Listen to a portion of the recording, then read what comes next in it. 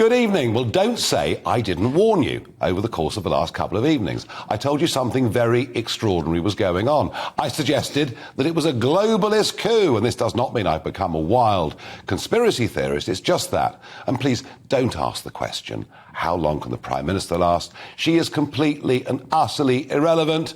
Jeremy Hunt is now almost like a president, making all the big decisions. And the Hunt reshuffle, as predicted, has begun. And the first victim is, no surprise here, the Home Secretary, Suella Braverman. Well, she had to go, obviously.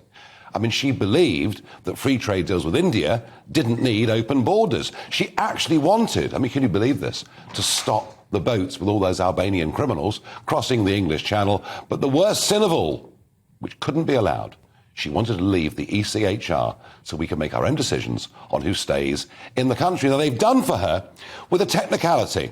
They've said that she sent a sensitive document out to a colleague on a WhatsApp group on her own mobile phone. Sin of sins.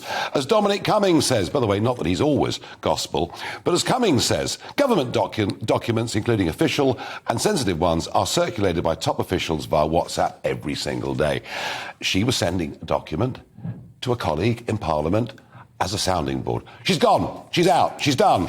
And in her resignation letter, she says something that I think is quite significant. She says, not only have we broken key pledges that were promised to our voters, but I have some serious concerns about the government's commitment to honouring manifesto commitments and in reducing overall migration. Now, gosh, you can't talk about things like this. No. You just tell this to the electorate every 4 or 5 years. You just lie to them. You never actually intend to do it. And that is what she's put her finger on. She doubts the commitment to stopping illegal immigration, especially the small boats in the Channel. So she's gone.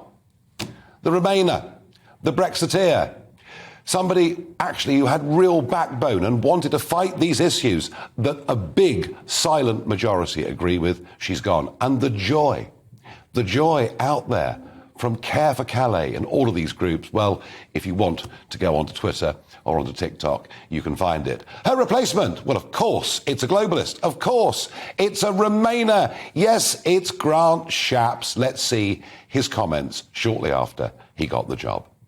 Except that the government has obviously had a very difficult period, as Jeremy Hunt said when he was appointed on Friday. That nonetheless means it's doubly important to ensure that we are doing absolutely everything in the basic areas.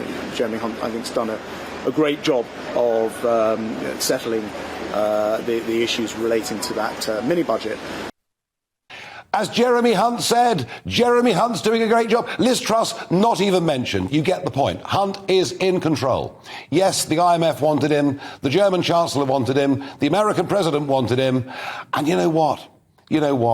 All the criticism of reducing taxation, when the truth is wealthy British businessmen can now go to Portugal, Italy, France, huge tax competition going on all over Europe. No, they wanted Hunt in. And I'm asking you tonight whether you agree with me that this is a Remainer coup, because that is absolutely what I believe it is. Let me know your thoughts, Farage at gbnews.uk, or, of course, you can tweet me, Farage at GBNews.